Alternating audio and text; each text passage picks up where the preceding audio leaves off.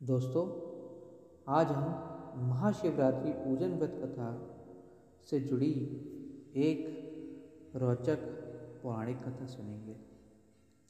एक बार चित्रभानु नाम का एक शिकारी था। पशुओं की हत्या करके वह अपने परिवार को पालता था। वह एक शाहूकार का ऋणी था, लेकिन ऋण समय पर ना चुका पाने पर क्रोधित साहूकार ने उसको सेव मठ में बंदी बना लिया। संयोग से उस दिन शिवरात्रि थी। बंदी रहते हुए शिकारी मठ में शिव संबंधी धार्मिक बातें सुनता रहा। वहाँ उसने शिवरात्रि की व्रत कथा भी सुनी। संध्या होने पर साहूकार ने उसे बुलाया और ऋण चुकाने के लिए पूछा, तो शिकारी ने अगले दिन सारे ऋण लौटा देने का वचन दिया। साहूकार ने उसकी बात मान ली और उसे छोड़ दिया। शिकारी जंगल में शिकार करने के लिए निकला, लेकिन दिन भर बंदी गृह में रहने के कारण भूख प्यास से व्याकुल था। सूर्यास्त होने पर वह एक जलाशय के समीप गया और वहाँ एक घाट के किनारे एक पेड़ पर थोड़ा सा जल पीने के लिए लेकर अपने उस वृक्ष पर चढ़ गया, क्योंकि उसको पूरी उम्मीद थी कि कोई ना कोई जानवर अपनी प्यास बुझाने के लिए यहाँ जरूर आएगा। वह पेड़ बेलपत्र का था और उसी पेड़ के नीचे शिवलिंग भी था, जो सूखे बेलपत्रों से ढके होने के कारण दिखाई नहीं दे रहा था। शिकारी को उस शिवलिंग का पता न चला। भूख और प्यास से थका वो उसकी मचान पर बैठ गया। मचान बनाते समय उसने जो टहनियाँ तोड़ी थी वे संयोग से शिवलिंग पर जा गिरी। इस प्रकार दिन भर भूखे प्यासे शिकारी का व्रत भी हो गया और शिवलिंग पर बेलपत्र भी चढ़ गया। एक पहर रात्रि बीत जाने पर एक गर्भिणी मृगी तालाब पर पानी पीने पहुंची। शिकारी ने धनुष पर तीर चढ़ाकर जो की प्रत्यांचा खींची, उसके हाथ के धक्के से कुछ पत्ते एवं जल की कुछ बूंदें नीचे बने शिवलिंग पर जा गिरी और अनजाने में ही शिकारी की पहले प्रहर की पूजा हो गई। मृगी बोली, मैं गर्भिणी हूँ, शीघ्र ही प्रसव करूँगी। तुम एक साथ दो जीवों की हत्या करोगे, जो ठीक नहीं है। मैं बच्चे को जन्म देकर शीघ्र ही तुम्हारे समक्ष प्रस्तुत हो जाऊँगी, तब मार लेना।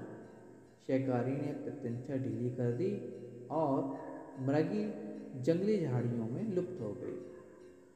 कुछ ही देर बाद एक और मृगी वहां से निकली।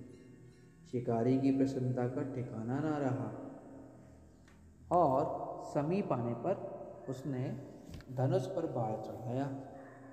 कुछ बेलपत्र नीचे शिवलिंग पर जा गिरे और अनायास ही शिकारी की दूसरे पहर की पूजा भी हो गई।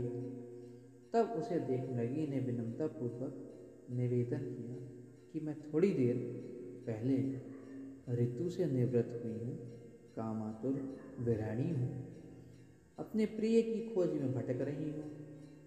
मैं अपने पति से मिलकर शीघ्र ही तुम्हारे पास आ जाऊंगी। शिकारी ने उसे भी जाने दिया।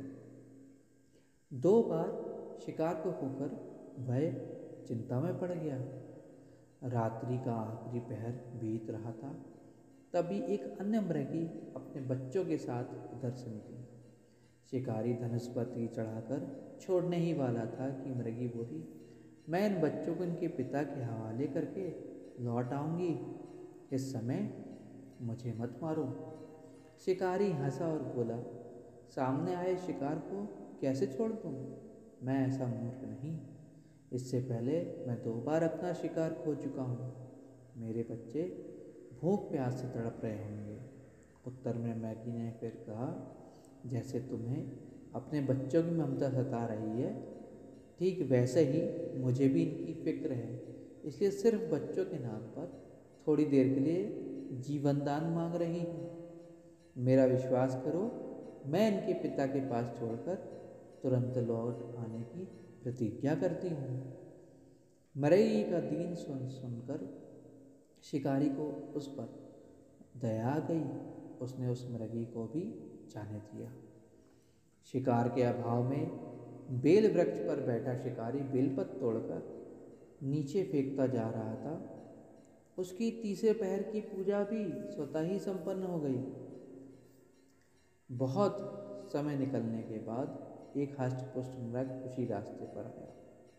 शिकारी ने सोच लिया, इसका शिकार वह अवश्य करेगा।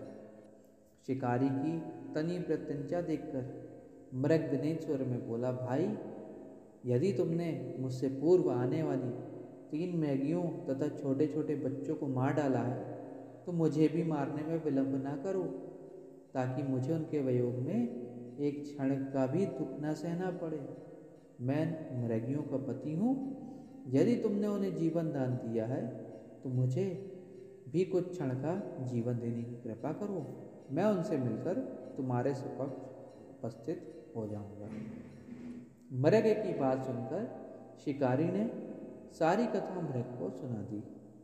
तब मृग ने कहा, मेरी तीनों पत्नियां जिस प्रकार प्रतिज्ञाबद्ध होकर गई हैं, वे मेरी मृत्यु हो जाने से अपने धर्म का पालन नहीं कर पाएंगी।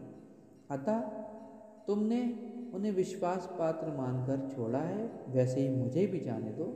मैं उन सबके साथ तुम्हारे सामने शीघ्र ही उपस्थित होता हूँ। उपवास, रात्रि जागरण तथा शिवलिंग पर बेलपत्र चढ़ने से शिकारी का हृदय हिंसक न होकर के निर्मल हो गया था। उसमें भगवत शक्ति का वास हो गया था। उसके हाथ से धनुष बाण छूट गया और मृग को उसने जाने दिया। थोड़ी ही देर बाद वह मृग सपरिवार शिकारी के समक्ष उपस्थित हो गया ताकि वह उसका शिकार कर सके। किंतु जंगली पशुओं की ऐसी सतता, सात्विकता एवं सामूहिक प्रेम भावना देखकर शिकारी को बड़ी ग्लानि हुई। उसके नेत्रों से आंसुओं की झड़ियाँ लग गई और उस मृग परिवार को न मारकर शिकारी ने अपने कठोर हृदय को जीव हिंसा से हटा सदा के लिए कोमल एवं दयालु बना लिया। देवलोक से समस्त देव समाज भी इस घटना को देख रहे थे। उसके ऐसा करने पर भगवान शंकर ने प्रसन्न होकर तत्काल उसे अपने दिव्य स्वरूप का दर्शन करवाया तथा उसे सुख समृद्धि का वरदान देकर गुह नाम प्रदान किया।